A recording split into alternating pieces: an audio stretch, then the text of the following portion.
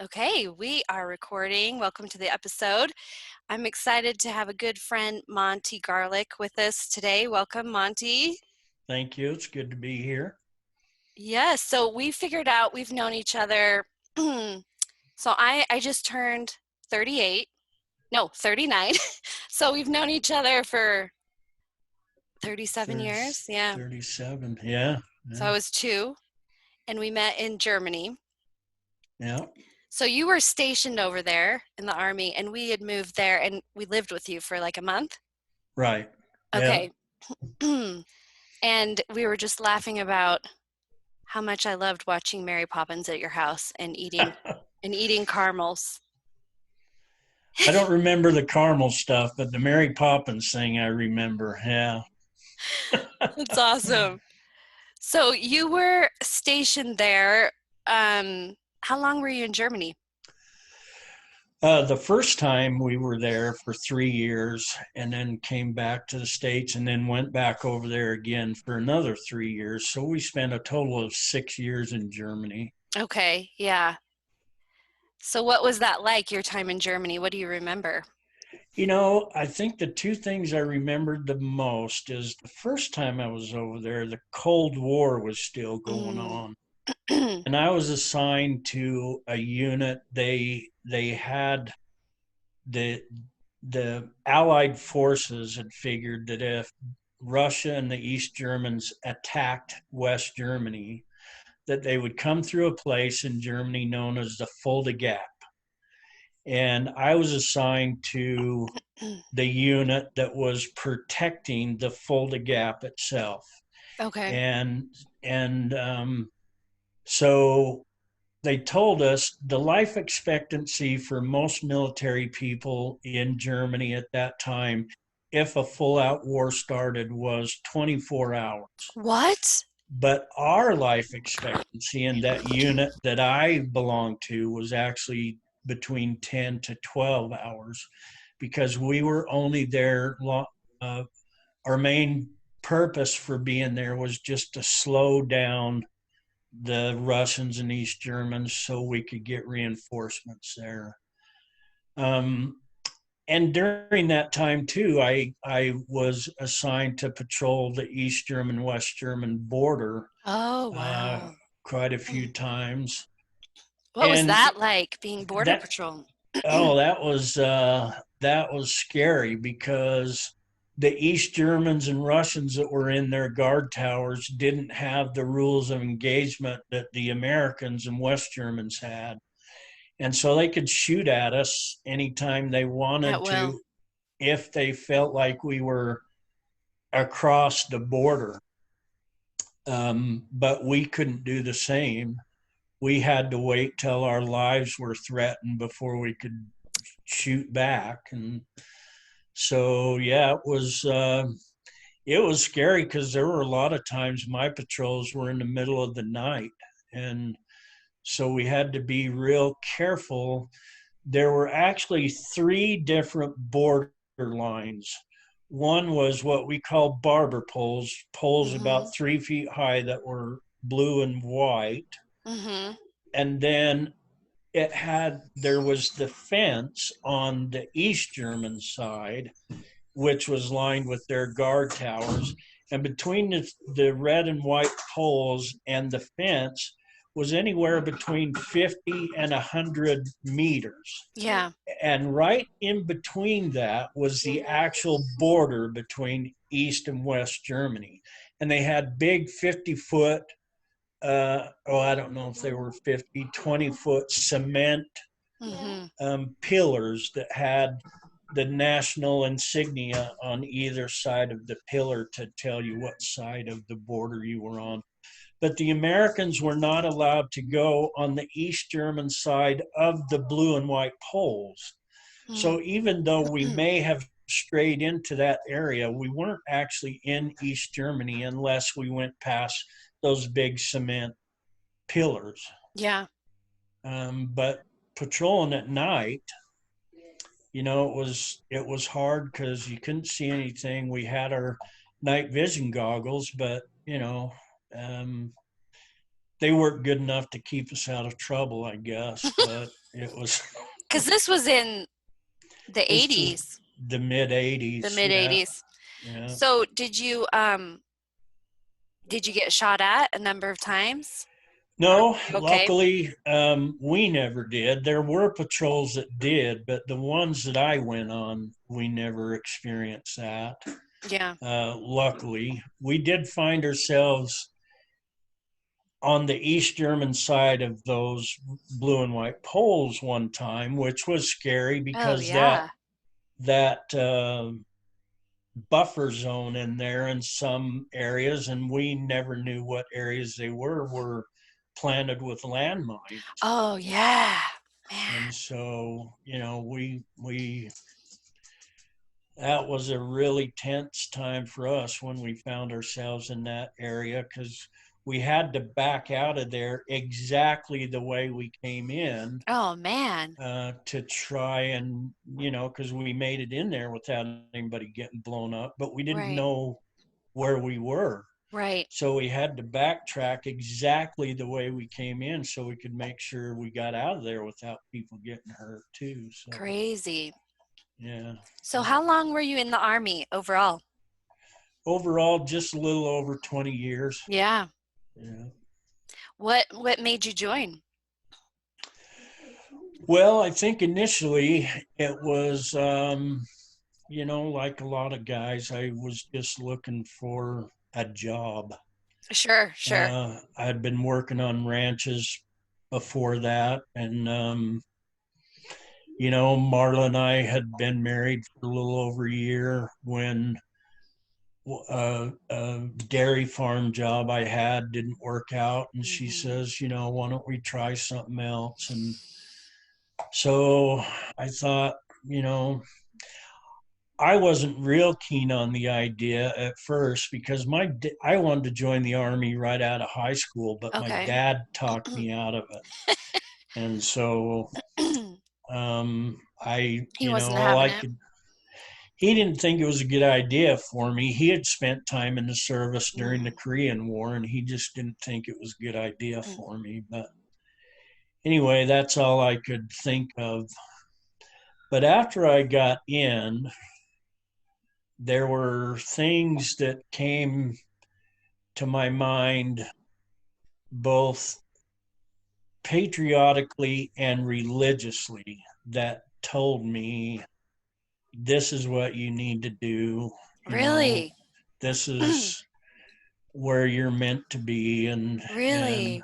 so that's why I stayed in, was Mm. because of that. Yeah, so you got some distinct like moments of impression. Very distinct. Very, wow. Yeah.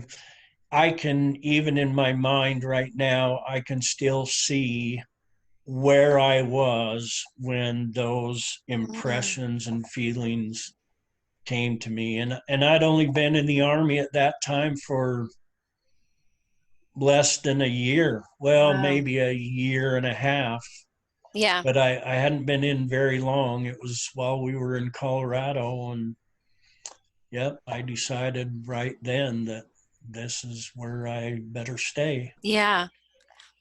That's So, amazing. So tell me, I remember you telling us stories about when you were in basic training and for whatever reason your hands have always been shaky, right? yeah, Like for a yeah. while. Ever since I was about two, Oh, yeah, really? That long? yeah, And yeah. do you know why? The only thing that we can figure out, and I say we, me and my parents, is my mom's father had kind of a tremor.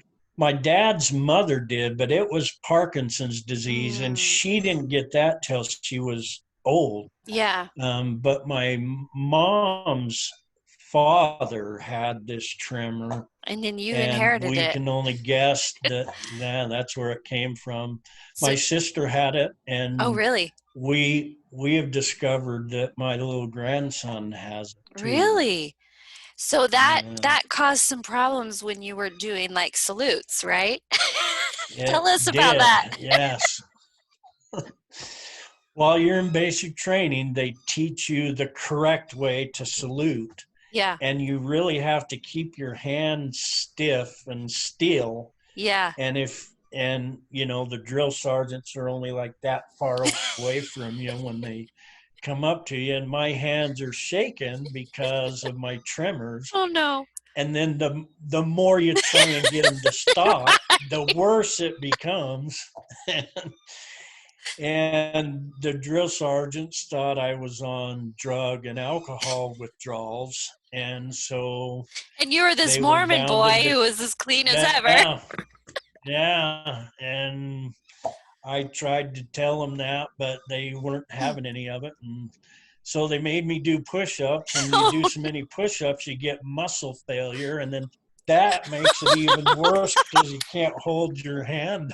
So they were just making it worse. Oh, it was bad. Yeah, it was bad. And those moments in basic training, I remember thinking, oh man, what have I got myself into? Right. Yeah. Oh man. Well, I do remember another story you told too, where like you would have to lead your group in like what are they called? Like shout outs? I don't know the name. They're called cadences. Cadence. Yeah. Yeah, so you can keep everybody needs to stay in step. You know, uniformity is the big thing Right. in the service. And so whether you're running or walking, you're either counting a cadence or singing a cadence. And Yeah. um, you know, when they would call me out there to sing cadences, because you would sing cadences most of the time when you're running, and not, Yeah. well, you did when you're marching too, but And weren't they pretty marching like was from like explicit? your barracks to the motor pool or something. Yeah. Running was all around. We ran for 2 to 5 miles each day. Man.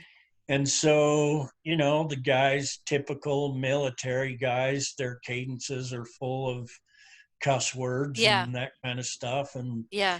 I just wasn't into that. So when I got out there and was called out to sing cadence, I would sing nursery rhymes. This is the best. So give us a sample. and the first time I did that, I got in a little bit of trouble. And Why they but my commander, I said, no, I try not to swear, even though I do sometimes, but I'm not going to get out there and Yeah. do that if I don't have to. Right. So I've lost your. Oh, there we are. Oh, okay. Am I back? Okay, yeah. Okay. So you'd But be like, Mary had a little. yeah, yeah, I did them all, and I actually, well, I shouldn't say I did them all, but I actually went back and studied them and tried, because You you know there did. wasn't internet back Right. then. Well, there was, but so you know, I would go to libraries and stuff and look these Let's up and make sure I knew the words to them, because you know I didn't want to get out there and start a nursery rhyme and then not be able to finish. okay. That is But awesome. Did the guys seem to like it or did they give you a hard time or they gave me a hard time at first, but you know, then they, you know, that's the one thing that you find out in the military, that if you don't fit into that typical military kind of, you know, swearing, hard? drinking, Yeah. woman chasing kind of guy, that at first, you know, you'll You'll stand out. the guys will kind of get after you, and you Yeah. know, but then they realize that you're not going to back down from it. You're not Yeah. going to Yeah. bend to peer pressure, and so they start to respect what you do and how you do things. And you know, I'm not going to try and say that my mouth was completely clean all of the time, except for when I sang cadence. When I was chewing someone out and that kind of stuff, yeah, there were a few words that would slip out. Well, I remember too that like my mom would tell stories of like because weren't in the military but we knew a lot of military people, we were friends, and she would always just die laughing when the husbands would be out on the field and the barracks were just close there, Right. and so they'd be, they could sometimes see the military's training their husbands, their wives and family.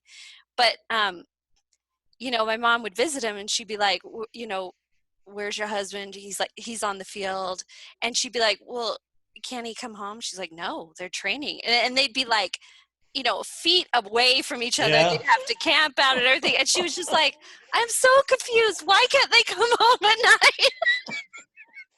I remember your mom asking me that sometimes too. And yeah, She's like, wait, what? it just doesn't make sense. And it really doesn't. I don't, you know, it depended though on what your job was. Those guys that were in the field right there by the Yeah. barracks were like the headquarters kind of commo, more logistics kind of people. Yeah. For me, I was in the infantry, and so when those kind of drills happened, we weren't actually right there in the field. We had to go out to the Fulda Gap area Yeah. and set up in our areas out there. So me personally, I never had that Yeah. problem of being right there by the house, but I could see that would be that is kind of unexplainable. Just that typical Right. military Military, kind of, government. Yeah. yeah, Yeah. yeah. Where you just shake your head and say, okay.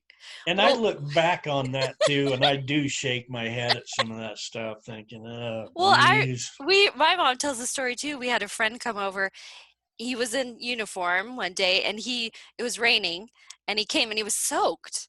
And my mom was like, why didn't you use an umbrella? And he's like, well, it wasn't part of the uniform. Yeah, And it was like, really? You can't yeah. use you can't use an umbrella?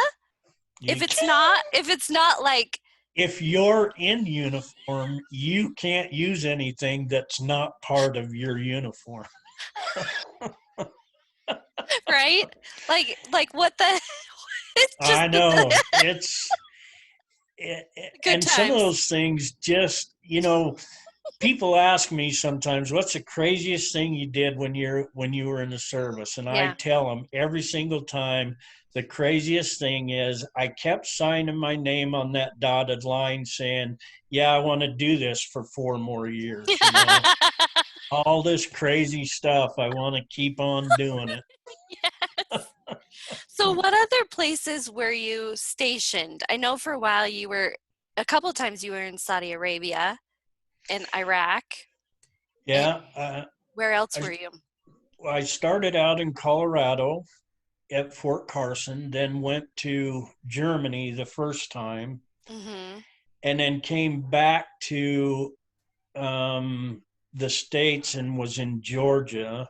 Oh, right. While I was in Georgia and Colorado, I did training um, deployments to California and Louisiana, to Fort Irwin and Fort Polk. And then after Georgia, we went back to Germany. Mm-hmm. And then that's when I went to Desert Storm, was the second time I was in Germany. My unit was called out to go to the war. And I spent about 6 months over in Saudi Arabia and in Iraq, and was out in the desert being an Yeah. infantry guy. We were What were you out doing there. over there? We were well, an infantry unit. We were part of the attack once the ground war started.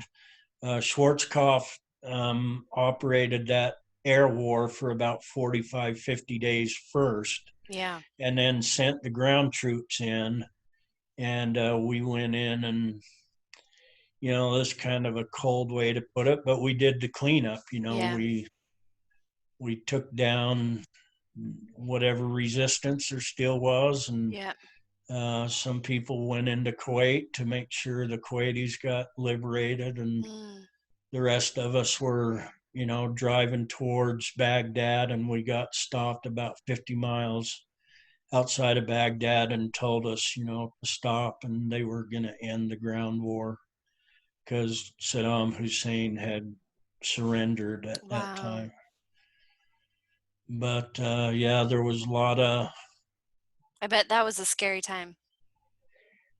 it was scary at first to start out because, you're going against people that are going to be shooting back at you. Yeah.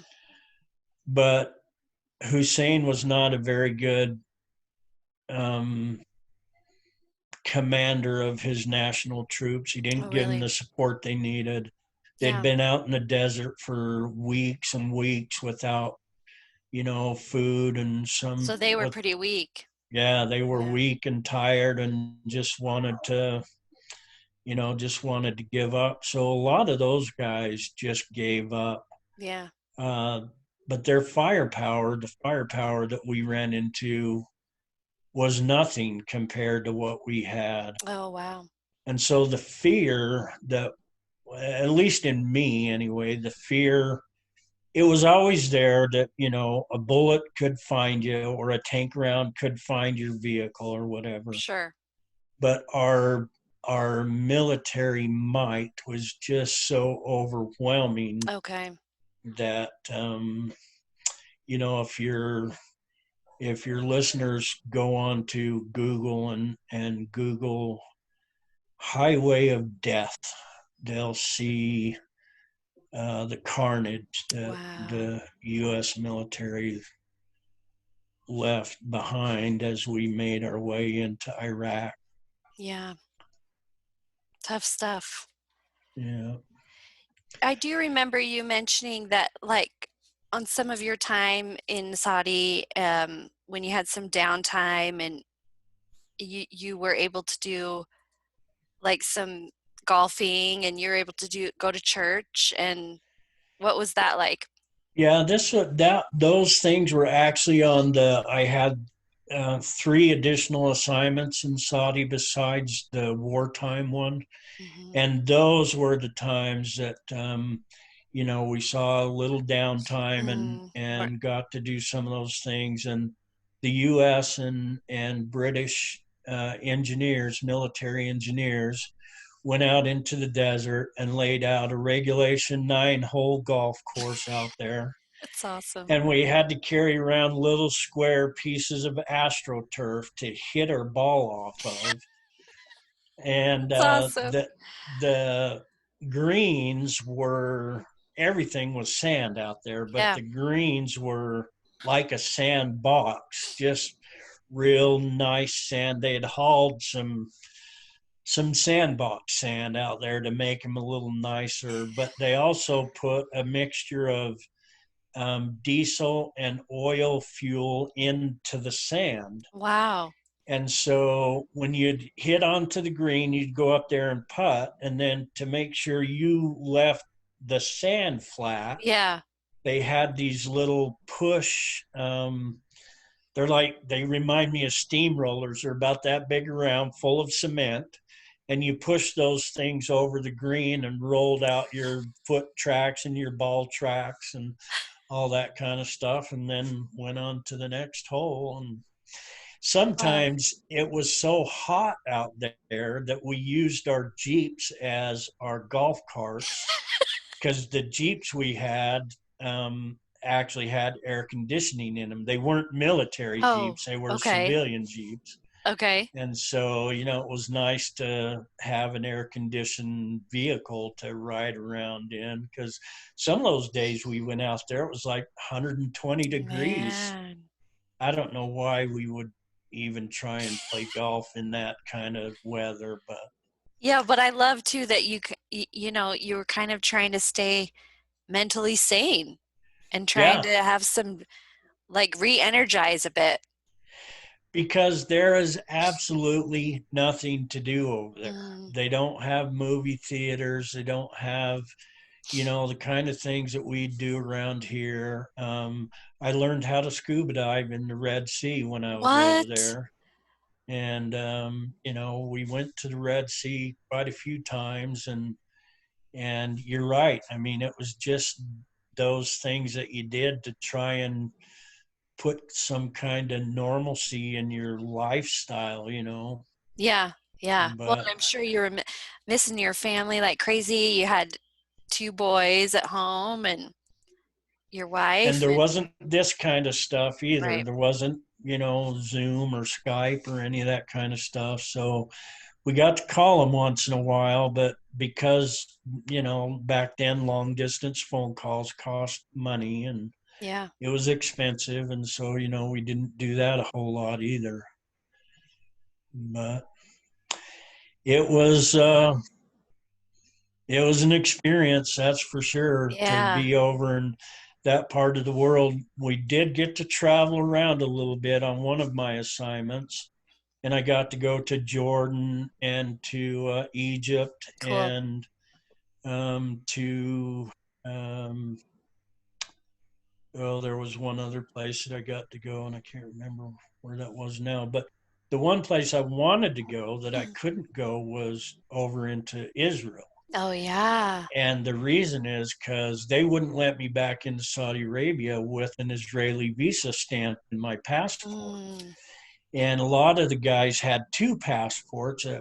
This was the diplomatic assignment I was on, and most guys carried a diplomatic passport. Well, we all carried a diplomatic passport, and then others carried a regular civilian, their own personal passport. Well, I didn't even think about that. If oh, I would have had interesting. a personal passport, I could have done that, but I wouldn't have been able to come back into Saudi Arabia if I Mm, got an Israeli visa in my passport. So yeah. yeah, it's a weird situation over there. The Mm, hatred between those people is just so deep and mm. inbred that, yeah, back, Generations. Yeah.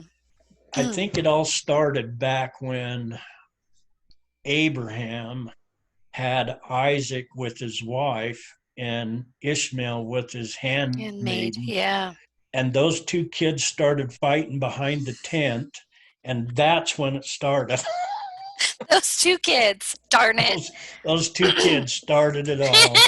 And it's just continued. Yeah, For, but yeah, if you yeah. if you look at and you talk to them about their lineage back Mm, in those days, the Israelis will lead you back to Ishmael, and the Muslims or the Arabs will lead you back to or Isaac. I mean, for the Israelis, and Ishmael for the Muslims, and yeah. Yeah.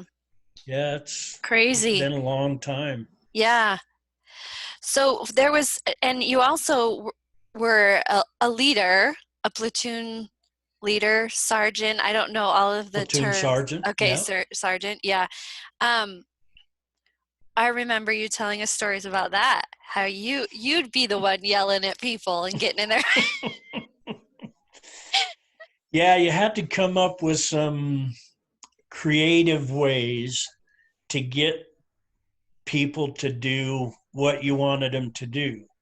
Because in that kind of work, when you're in the combat arms part of the military, as a leader, you have to be um, non-judgmental and Mm, no discrepancies whatsoever when you're picking someone to go on a mission that could possibly cost them their lives. right. And so you need them to have that kind of a mentality too, to do whatever they're told to do Immediately. without Yeah. question. And I say without question, that comes with some asterisks, I guess. I mean, I would never follow unlawful orders, and you're not required to do that kind of Hmm. stuff either. But um, you know, I mean, most of us are just kids coming out of our mom and dad's houses. Well, me, I was married for a year or so, but we're just kids off the street trying to learn how to be army guys, and Right. you have to be creative. And yeah, I was I did a lot of things that were at the time, it may have seemed to other people being mean and cruel. Yeah. Um, but I learned really quick the power of peer pressure when Mm, I was in the service. interesting. And, like when we'd come back from the field, and the first thing you had to do was clean all of your stuff, so it would be ready for the next time you go out. So we had inspections on that stuff, a couple of days after, just to make sure everybody got their stuff cleaned. And I have either a platoon of 30 guys or a company of 130 guys, and I'd be walking through inspecting stuff. And it didn't matter if it was the first guy or the last guy, the first person I found with something dirty, I would tell everybody, okay, inspection's over, go re-clean your stuff, and we'll see you here tomorrow morning, 5 o'clock. And man, I tell you what, peer pressure, Oh, because all of those guys that knew their stuff was clean, they'd be mad. they would be real mad. Yeah. And so, and then, I'd get out there and be running with these guys, and some guys just couldn't keep up. And that always irritated me after I started getting into the leadership positions, because all those guys were younger than me. So Most you're of them like, were come younger on, than yo. me when I was a private, because I went in so late. But so, like, there were times when I would get, they always had these kind of things laying around for different kinds of training, but I'd have 4 telephone poles, and you have 4 squads in your platoon. So I'd make each squad pick up a telephone pole, and we'd go running. And I would run until they just couldn't make it anymore, and then we'd have to carry the telephone poles back to where they were supposed to be. Or while we were running down, if one guy started falling back, Yeah. then I started making the guys in his squad, while the platoon was running, the guys in his squad had to run around the platoon as the rest of the Oh platoon no. was running. And yeah, it didn't take long for those guys to get this guy, in shape to. Shape. I remember Marla, your wife, would say, "Oh, but he's such a big teddy bear," and you'd be like, Yeah, "Shh, don't say that around the guys. I got to keep my cred." he got me in a lot of trouble with that too. I tried to be a hardcore kind of guy, but she worked at the hospital, and she had a picture of me on her desk down there. And she worked in admissions. So a lot of guys, well, if you were admitted for Yeah. anything, you had to see her. Yeah. And there were guys that came up there, I think I know that guy. He looks like, and that was a picture of me in my blues, I think, or something. And they said, that looks like Sergeant Garlic. And she says it is. And they would talk about how mean I was. And she'd say, oh, he's not like that at all. He's just a big old teddy. I said, you can't tell them that. Like, they will not take me seriously out there. That's right. Don't ruin my cred. There was one time when we were in Saudi Arabia, one of my assignments over there, um, there was a friend of ours that actually used to be my babysitter, Oh no. whose son was in the Air Force over in Saudi Arabia. And it just so happened that we were housed in the same area, and he found out I was over there. Oh no. So he came over to where I was at, and my unit was on a 1 day guard, 1 day training, and 1 day off cycle. So, Yeah. we were, and the days off, I normally just slept. Sure. Because the other 2 days, being the leader, you were going all the time. So he came over on one of my days off, and he came into the little rec area where my guys were watching TV. Oh And he no. says, he says, I want to see if I can talk to Monty. And they all kind of looked at each other and said, Who's we Monty? don't know Monty. He said, "Oh, Sergeant Garlic," and he says, "Oh yeah, he's back there sleeping." And he said, "Can you go wake him up and tell him I'm here?" And every single one of them said, "No. No way. You want to wake him up? You go wake him up." So, I, I put the fear into him, but I mean, I always had good guys. I always had guys that did what we were supposed to do and learned what they were supposed to learn. And,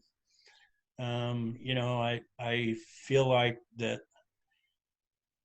even though I had to be mean with them, I think the difference between what I did and what a lot of other sergeants did was I wasn't mean to them just because I was wearing the stripes. Right. I was only mean to him if I had to be mean to him or stern or Yeah. whatever it Teach was, them. Yeah, and get Yeah, them prepped. Yeah. right. Whereas My would you see other leaders that would do it just because of the stripe? Yeah, Yeah. just because they could. I mean, they would yell at guys just because they could. And, you kind of lose it. In my mind, you kind of lose your effectiveness if you're Mhm. yelling at them all the time, because then that becomes nothing but just talking to them loud. Yeah, yeah, yeah. And my dad taught me too, before I joined the Army, he said, anybody can be bossy, but it takes a little bit of skill to be the boss. Mm. And so I tried to keep that in mind too, not to just be bossy, but to I wanted people to know that I was the guy in charge, but I was also, approachable if they needed me to Yeah, be. And yeah, I was. I mean, we talked earlier about, having guys come in my office and we talked about wives and kids and that kind of stuff. But, you know, there were the times and places. yeah, yeah. Well, and we knew you as the teddy bear side, Yeah, the top secret side of you. that's the thing, you tell, even though you knew me while I was in the service, Mhm. you didn't know that service part of me, Right. you know. Unfortunately, my wife and kids got that. Sometimes I Sure. wasn't able to separate the two all of the time, Well, but that's tough stuff it to is separate. sometimes. Yeah. Yeah, yeah. Well, we were joking earlier too, for up until just a few years ago, I swore you were colorblind. So That's when still, I don't know why, but that is so funny. okay, I distinctly remember in Germany, I don't know how old I was, 5, 7, I don't remember, but we were coloring some Donald Duck coloring book, and I think you colored the duck blue or green or something, and we were like, Monty, where are you coloring blue? And you were like, oh, I'm colorblind. And you were just joking, but we just took that to mean you were Oh color. And man. so up until like a few years ago, I firmly believe whenever I'd see an article about someone being colorblind or whatever, I would be like, oh, that's Monty. And then Oh man. I think I sent you, I think I sent you an article a couple of years ago or something, and I brought it up, and you're like, you know, I'm not Yeah. colorblind. I was like, yeah, you are. You told me you were. You wouldn't lie to me like that, would you? Like years and years of Oh this. man. Oh geez. That is just hilarious. Like, I don't know man, why that's so funny. Monty does pretty good for being colorblind. Oh man. Oh. That's awesome. It's a good thing he doesn't have to color coordinate. He wears a uniform every day, doesn't have to worry about Because that. that would be rough for him. Oh man. Oh, that's funny. So how long have you been out? of the You military? know, it's weird. This year I will have been out as long as I was in. I've been out Wow. almost 20 years. Wow. At the end of this year, first part of next year will be 20 years that Wow. I've been out. I can't believe that time has gone Crazy. by that quick. Yeah. Yeah. So what I know you've talked about this a bit, and you're open about a lot of things when it comes to PTSD, but maybe explain a little bit, if you can, just what that's been like, just kind of the after effects of, your experiences. Um, I think the reason people, and it's not just military people, but the first responders, the police, the anybody that goes through traumatic experience. I mean, even my therapist has kind of helped us explain that someone that's been in a horrific car accident can sometimes suffer some symptoms of PTSD. Sure. But mine came from being in the war, and then also while I was in the service, I did an assignment with the Drug Enforcement Agency in California, Oh, wow. and we spent the majority of our time out in the forest, fighting the drug growers out there. Mm, And when you spend, even when you're just training and you spend your whole life, um, your mindset is you have to be on alert all all the the time. time.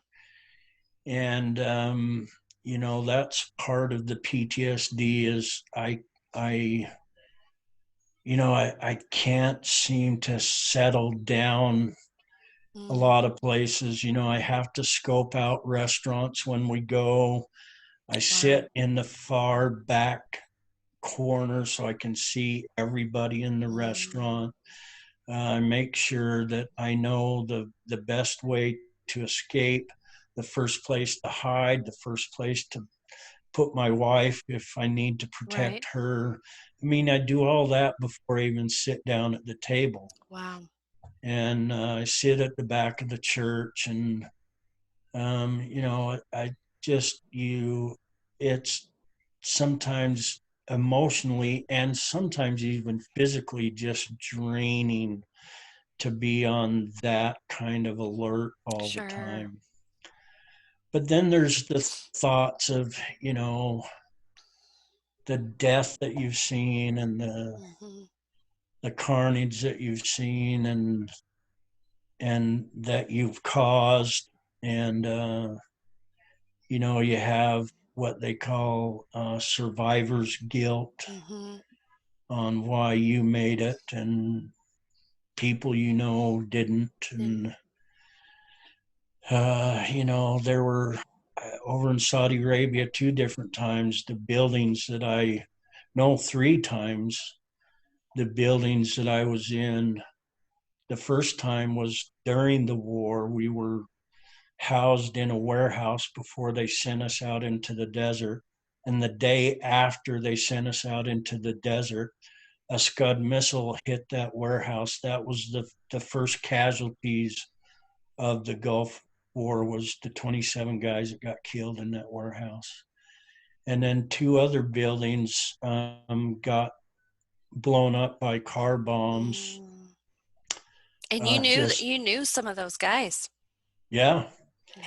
yeah. I mean, I had just left those buildings just, you know, a day or within days of that happening. So the first one that happened, I knew about 10 of those guys. Man. And the second one that happened, I knew 12 of them. And they found a bomb in our building that I worked in over in Saudi Arabia at one time. And those kind of things just make you scared I of bet. everything. And because you're so tense all the time and so worried all the time, the anger starts to come out and the feelings of wanting to just hunker down somewhere and be by yourself and not have to worry about anything or anybody. Sure. Um, and I look back on I've only been in therapy for maybe about four going on 5 years now. Yeah. And so before that, I look back on how I dealt with this. And Mm, even while I was still in service, I can see that I was starting to deal with it at the end of my service time. And I was meaner than and I wasn't sure. abusive or anything, but Sure. I wasn't as loving as I should have been to my wife and my kids Right. and friends. And, it was, I look back on after I got out of service, I started buying horses again and spent a Oh, lot of time yes. out I with my remember that. horses and training horses. And I took up roping a little bit, and that seemed to be kind of therapeutic for me. But Yeah. unbeknownst to me, really, I didn't realize that I was kind of dealing with this stuff until Marla kind of said, you have to go get some help. She noticed. Yeah. Because I was waking up from dreams in tears. And, Oh, man. in our bedroom back here, there's a hole in the wall where I woke up and punched the wall because I thought I was somewhere in a fight, and Sure. um, I don't know. I can't go to Fourth of July celebrations, Yeah, the sounds. fireworks and that kind of stuff. Well, And weren't you saying, I remember you saying one time your neighbor across the street, was he like yeah, playing a joke on you or something? no, he wasn't playing a Okay, joke. what was It he was doing? it was right after we moved in here. Marla and I both were still working at the IRS, Yeah. but we were working the swing shift, so I wasn't getting home until about 2 o'clock in the morning. And for some reason, Marla wasn't there that day. Maybe she had the day off or something. But anyway, I came home, parked out in front of the house, Hmm. and just barely got out of my truck. Well, Doug, who's the guy that lives across the street, we live out in the country where people have water rights and that kind of Hmm. stuff to water property. And so when you have those, you have an assigned time during a 24-hour period that you have to use that water or you lose it. Yeah, And yeah. so he was out watering his grass and his pasture and stuff. But he always had his gun with him because we've got a lot of skunks and raccoons Hmm. around here, and he's got chickens over there. And he just happened to be shooting at a skunk. Oh, Well, it just startled the heck out of me. I bet. I dove under on the ground and crawled underneath my truck and was under there for, maybe a good 10 seconds Mm. until I heard Doug call my name because he heard me shut my truck door. Well, he heard the truck come up, obviously, but he heard me shut my truck door, so he called my name out a couple of times. And then it kind of brought me back to, where I was at. Yeah, I crawled out from under the truck. But I mean, we laugh about it now, but yeah, it was, the it was time.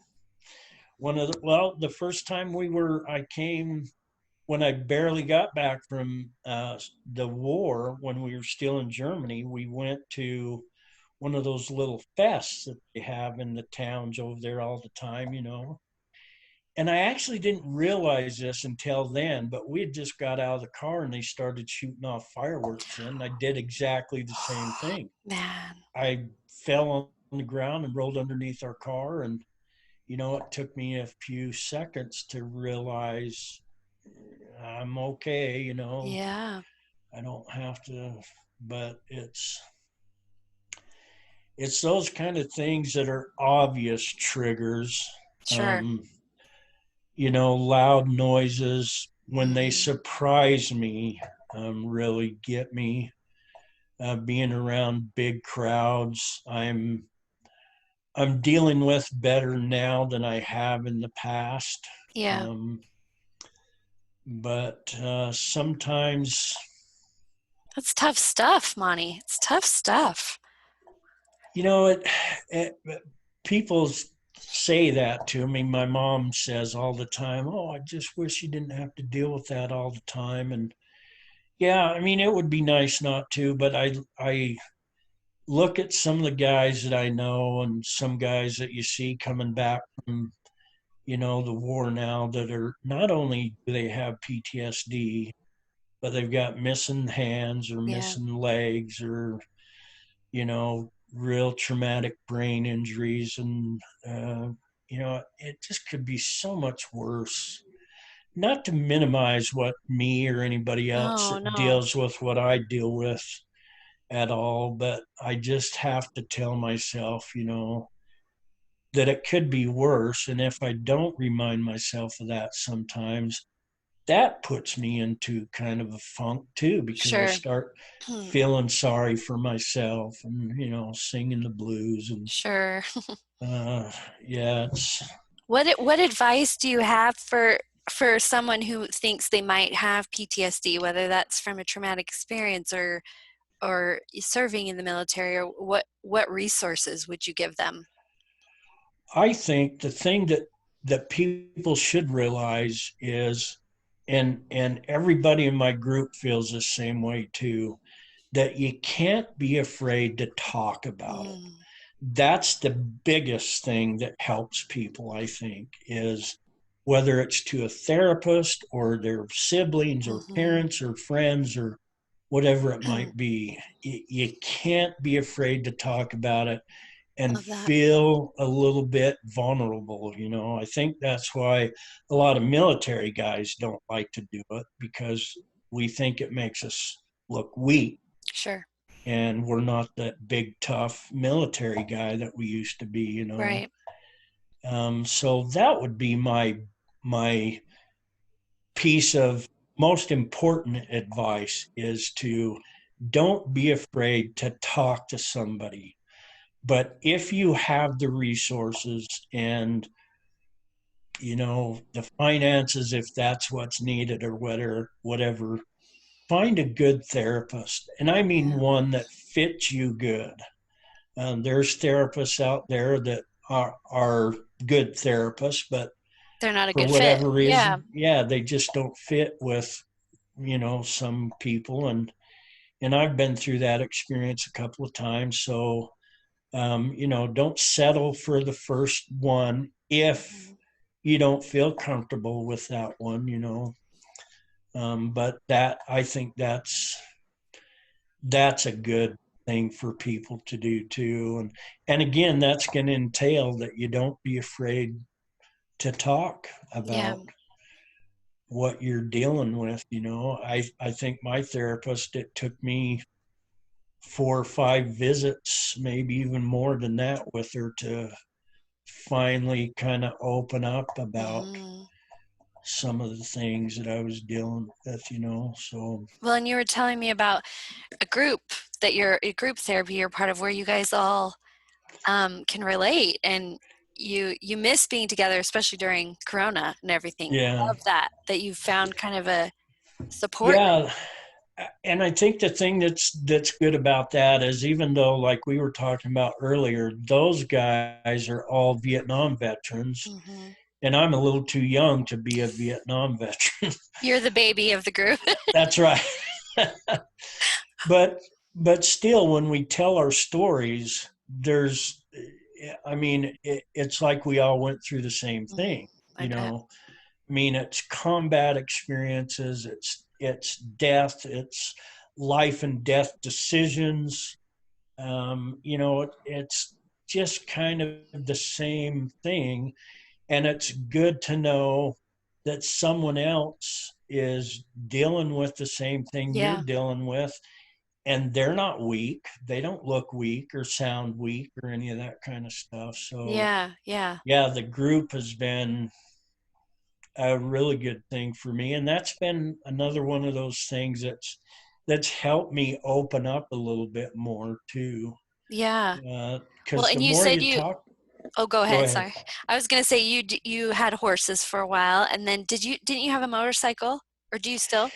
I had a Yeah. motorcycle, and that was a lot of fun. Marla and Yeah. I used to go That's riding awesome. on that.